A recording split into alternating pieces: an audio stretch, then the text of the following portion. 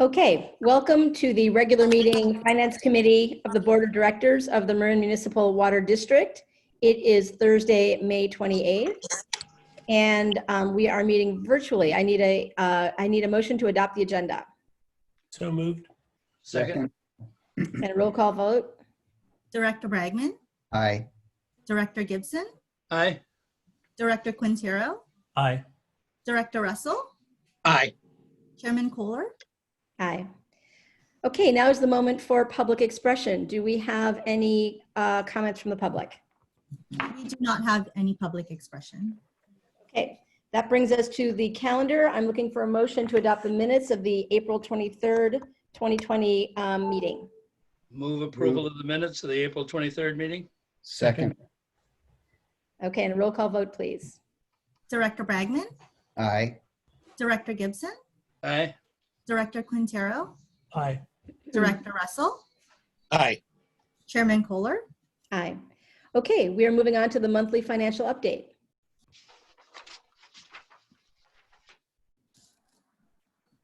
Chuck, you're on mute. I don't see Chuck. Yeah, I just texted him. Ah, He's there. He's just camera shy. right, No. right. Can you hear me? Yes. I can hear you now. and I can Okay, even great. see All you. right, sorry, I'm not sure what happened there. Okay, so can you see the screen? Yes. Not, Okay. not yet. Well, we can't see your screen. No. No, we aren't screen sharing yet. Okay. Okay.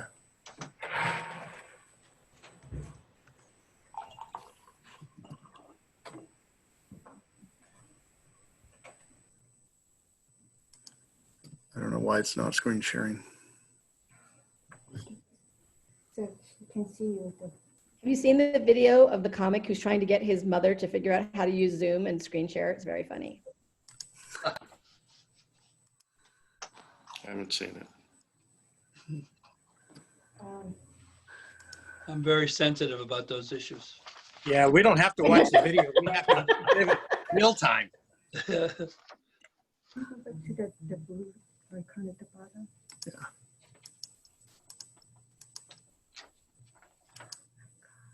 What is it doing? We apologize. We're having some difficulties here. That's okay. Sharice, did you lock it out when you turned it off?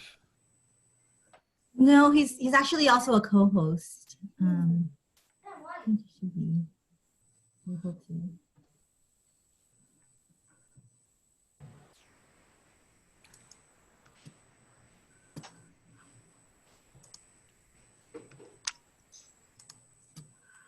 Okay, still no luck? Is anyone seeing the screen? No. Nope. Looking like a short meeting, Chuck. Yeah. So it's But we working. do have the we do have the board packet.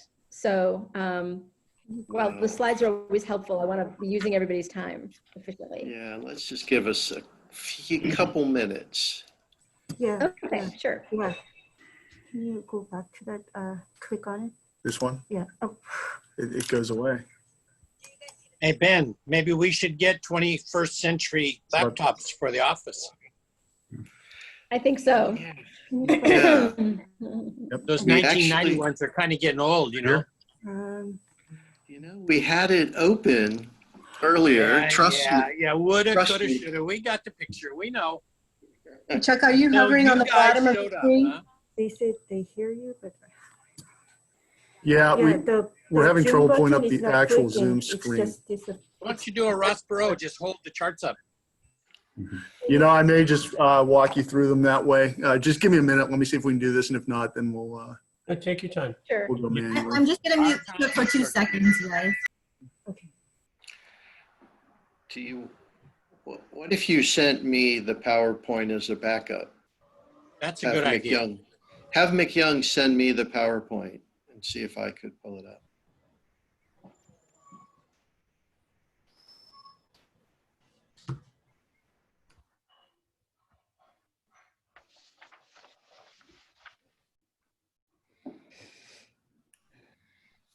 Did you Are we see gonna in try Lori it that way, Ben? Lofton's? In Lori Lofton's guilty Larry, plea. I didn't hear that. Can you say again? Yeah, I said in Lori Lofton's guilty plea, you know, about the bribing USC thing. It took them 45 minutes to get all the lawyers on Right, right. Zoom. Yeah. 45 minutes before they could get them cleared up and working. Wow. Something I found out about Zoom is you don't want to be the last person signing on. For some reason, it holds up the last person. And then you get very frustrated.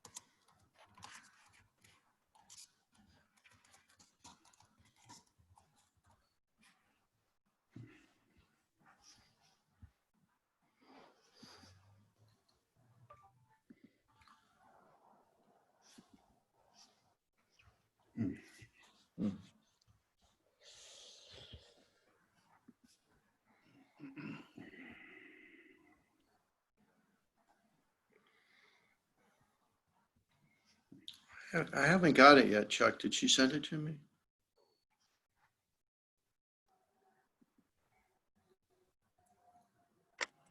Firewall, Ben. I know. I just got something you sent. Isn't that funny? He's on the phone with Sharice, actually.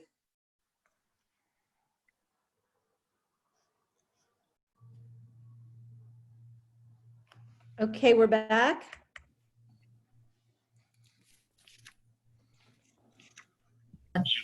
Did everybody else get kicked off of Zoom? Yeah, this is good. We got two They of are you. pretty straightforward. Yeah. We could walk them through it if we, it's fairly routine. Quiet. Shh. You're gonna have to go outside.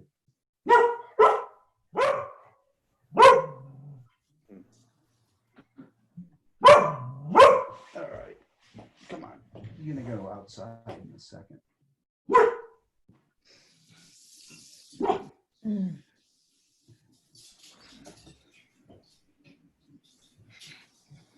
Chuck, let's just go walk them through it. I think we Yeah, can do it. I think so. We all do have the board packet, right? Yeah. So we've got, everything that's been provided to the public. Okay. Yeah, unfortunately, the only thing you just won't see the slides, but you're familiar with the format on them. So we'll go ahead and kick it off. So the first slide is the Great. revenues. I'm sorry? Go ahead. No, go ahead. Okay.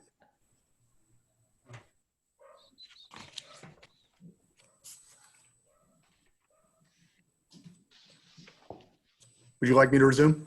Does someone have a question? Yes, please. Okay, so the first slide is revenues. So at this point in the year through April, we should be at 83.3% of budget. So for water revenues, we had budget annually for $80.8 million. We are right now at $69.3 million, and that includes water sales, the service charge, and the watershed management fee. Other revenues, we're at 95%. So those are things like rents, grants, and watershed payments, interest that we get on the portfolio. And we're at $3.3 million versus a budget of $3.5 million. So overall, for total operating revenues, we're at 86.1%. So a little bit ahead of that 83.3% bar for the year. The fire flow fee, we're at $4.3 million versus a budget of $4.5 million. That's 95%, and that's just because, as you recall, the fire flow fee comes in primarily in the December and April property tax payments. So most of that is already received in April. And then capital revenues, which includes the CMF, budgeted $16.5 million, and additional connection fees was a total of $19 million for budget, and we're at $14.5 million. So we're lagging a little bit there. We're at 76% versus that 83%. And part of that is that our CMF revenues, as we talked about last time, will probably come a little bit under that projection the first year, just to the timing of the cash inflows.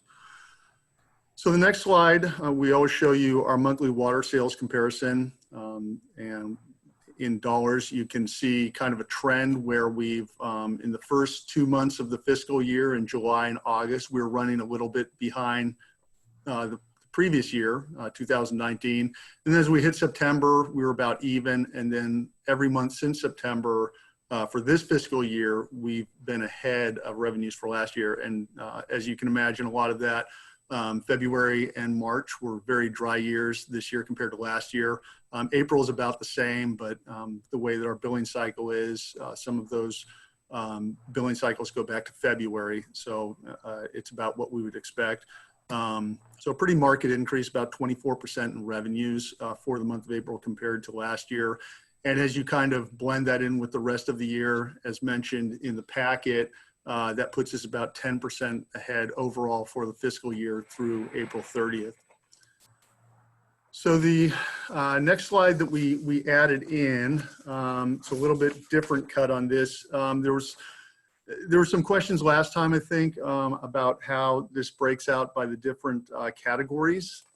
So what we gave you here was a slide comparing fiscal year 19 to 20 for the various categories. So we start out with single family. So this year, we're about, for the month of April, we're about 351 CCFs ahead of last year. And again, that's primarily due to dry weather.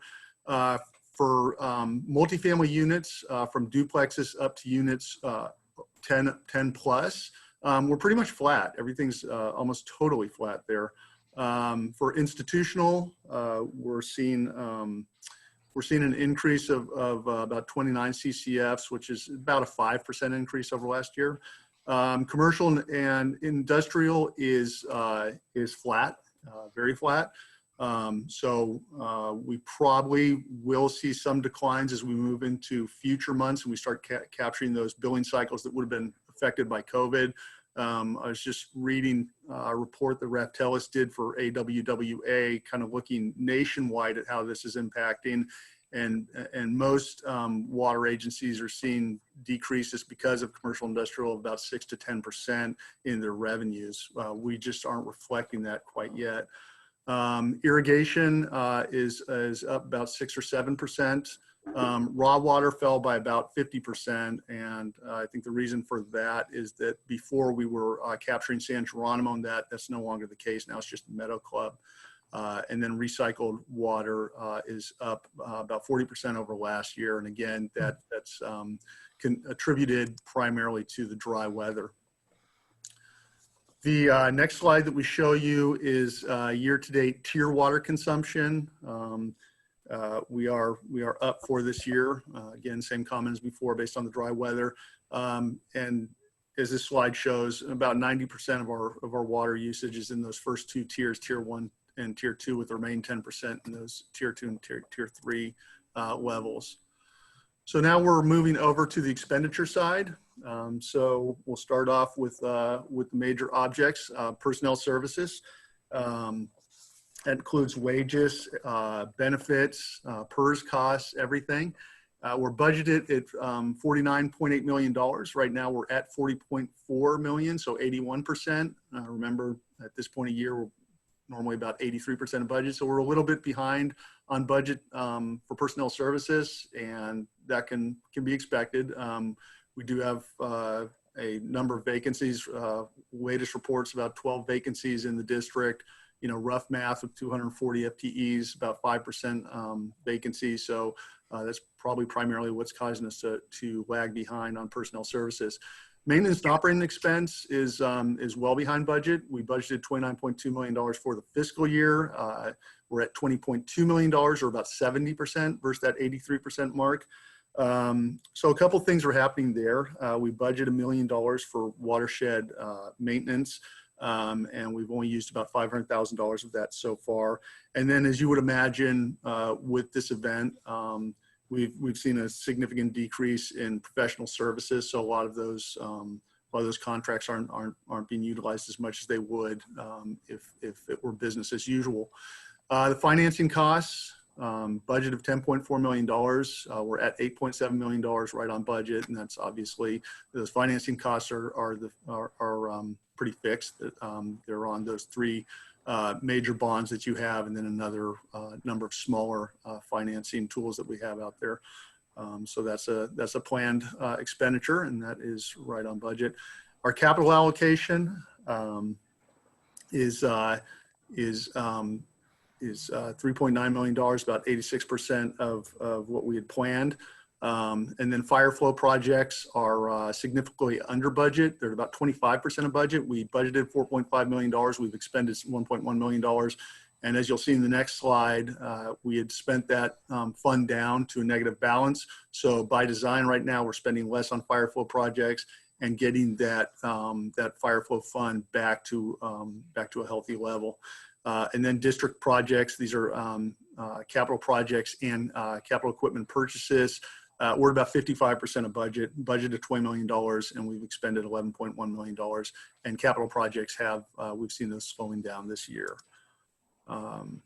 So next we will go to fund balance. And I think if you look on page 8 of your package, you can follow along with this. So our restricted and designated fund, and that's for things like workers' comp, general liability, debt service. That's at $15.7 million as of April 30th, compared to the previous fiscal year end at $14.3 million. Rate stabilization fund is stable at $9.4 million. We obviously haven't dipped into that during this fiscal year, so that stayed exactly the same. Fire flow fund, as we talked about at the time of the audit last year, June 30th, we were negative $1.4 million in that fund. Because we've slowed down the expenditures versus the revenues on that, we've brought that fund up to positive $1.8 million balance. Pension reserve fund remains at $2 million. We haven't had to dip into that to address any variances in payments to PERS. And then the capital fund went from $24 million to $24.2 million, increased $200,000 there. So that leaves our total restricted and designations at $53.1 million. And then unrestricted, we have $31.1 million. So that would really be what I would consider your true reserve. And so that gives us a total fund balance of $84.2 million compared to $75.7 million at June 30th. So just some of the usual statistics that we give you. Our operating fund balance to budget in months is 4.4. I think we target 6 months there, but that's kind of an aspirational target. Our debt service coverage is projected at 2.5. Outstanding bond debt is $144.7 million. That's down about $3 million from last year since we've defeased some of that through debt service payments. And then other debt, those are those smaller debts that we have with places like Las Colinas Sanitary. We have some energy efficiency bonds. The balance there is $7.8 million versus $8.2 million at year end. So now we'll move into capital expenditures. As I said, most of these are running behind budget. So the biggest one in there is the pipeline replacement. We had $7 million budgeted. We're at 76% of budget at $5.3 million expended through April 30th. Tank replacement, we have $600,000 budgeted there. We haven't expended anything. That's primarily budgeted for the Ross Reservoir repair. We have treatment plant upgrades at $2.1 million, of which we've expended $400,000. And you will recall that the San Geronimo project is on hold. And then we have dam pump control system meter replacements budgeted 3.1 million, and we're at about 50% of that at $1.5 million. System improvements, a very small, it's $600,000 budget, and that's for those transmission distribution pumps. So we're $100,000 on that. We have $100,000 budgeted for the Rangers residents, and we have not expended any of that yet. Watershed road improvements, which includes culverts, was budgeted at 1.3 million. We're at $600,000 or 42% of budget there. Capital projects, we have a reimbursable grant that's primarily for AMI. We've expended $2.2 million of a budget of $3.4 million, so we're at about 65% there. Reimbursable customer projects, things like changing out meters, we're at half our budget at $700,000 versus $1.5 million in budget. And then information technology, we've expended $100,000 through April 30th compared to a $400,000 budget, and that's primarily for ERP improvements and updates. Fire flow replacement, as we talked about, we budgeted $4.5 million, but we've only expended $1.1 million by design to get that fund back to a healthy balance. Capital equipment purchases, $100,000 versus a budget of $1.3 million. So that's where we look at that. And then one of the slides that we showed you last time, we're keeping track of what we're expending based on the impacts of COVID-19. And last month we showed you the year-to-date expense through the end of March at $150,000. Now we're at $184,000. So the burn rate there is not high. That's being used for things like deep spray buildings and vehicles. We've added janitorial services to keep the building sanitary. Additional sick leave is allowed under CARES Act. And then we've been tracking employee time that's spent specifically on COVID. So that's $184,000 through April 30th. And then one other thing we just wanted to mention was the board did pass a number of customer assistant measures at an earlier meeting. So as you recall, one of the things that we're doing is forestalling the rate increase to January, and there's an expectation that'll have about $2 million impact to us on the revenue side. So we've been working to look at ways to address that. I think the way we're looking so far, as we showed you earlier, we've got some additional revenues that have come in just because of a drier year, so that will help out. As I mentioned earlier, also right now we're running about 5% in vacancies. So if you're doing some rough math, and we've got a payroll of about $50 million. That's a 5% savings will be about $2.5 million. So that'll help tremendously towards addressing that $2 million shortfall that we're going to have next year. So at this time, sorry to do that without the visual effects for you, but that's our report for the month of April. We can address any questions you might have. Thanks, Chuck. My one quick question is about the last point you made. On the one hand, I appreciate the savings in keeping positions open for a bit, but we are also concerned about ensuring a high level of service at this time, especially on the customer service end of things. So can you talk a little bit about what the impact is in terms of keeping those positions open? Or maybe that's a question for Yeah, I'll jump in for that, Cynthia. We are, as we're proceeding, and I noted last time we did bring a number of summer temporary positions the last board meeting and 2 permanent ones. Next month, not on Tuesday, the following Tuesday, we're going to bring 2 to 3 additional positions. So we're going to fill Greg's position on the watershed, the fishery manager who's retiring. And we're going to be bringing a kind of an instrument tech supervisor position that's critical. So I have heard the board and appreciate the support to fill positions, very much so. And we do run a lean organization, so every vacant position is felt here.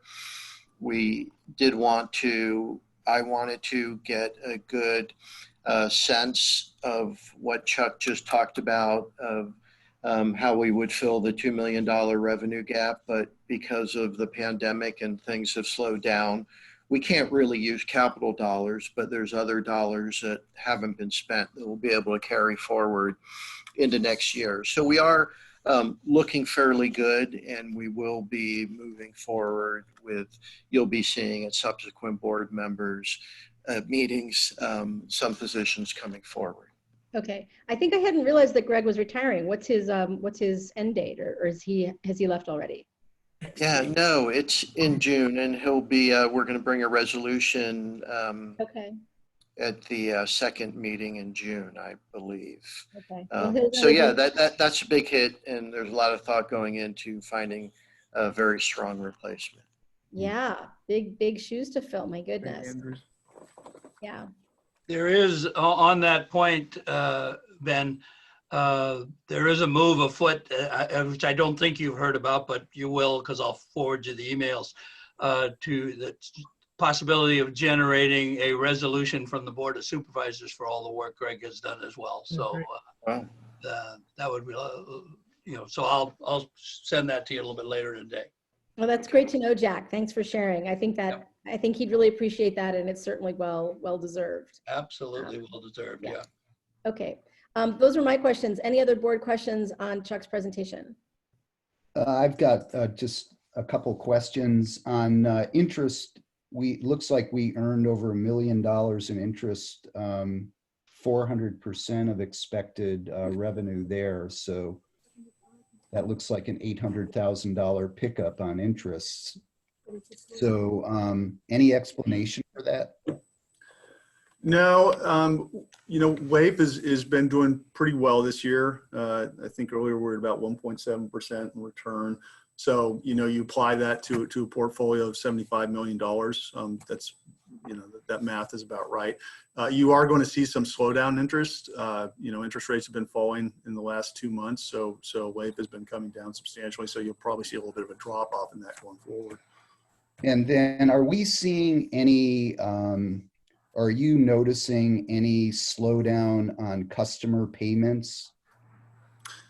Yeah, we have seen an increase in delinquencies.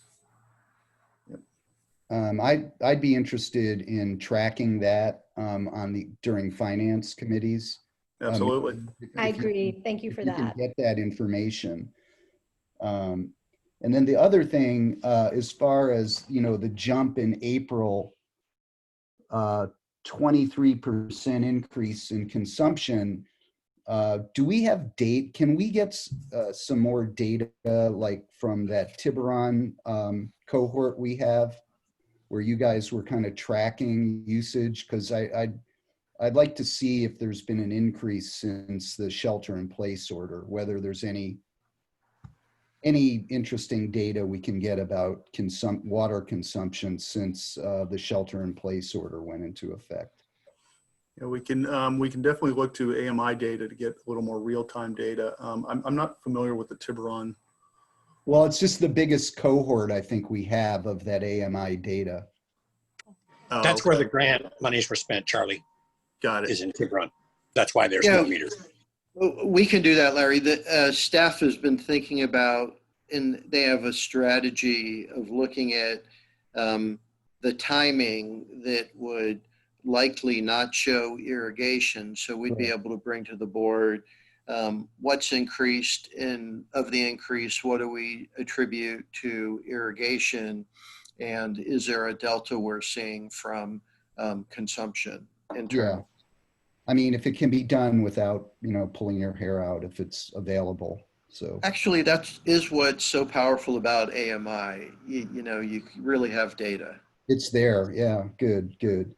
So I think that's about it. The only other thing I was thinking of is, that jump in April, it does kind of raise some red flags about conservation and stuff. But, we talked about that at our last meeting. So it's interesting to see consumption jumping and what's really behind it, It is. And if I could just note, when we were looking at the slides, Chuck and I were really trying to understand it.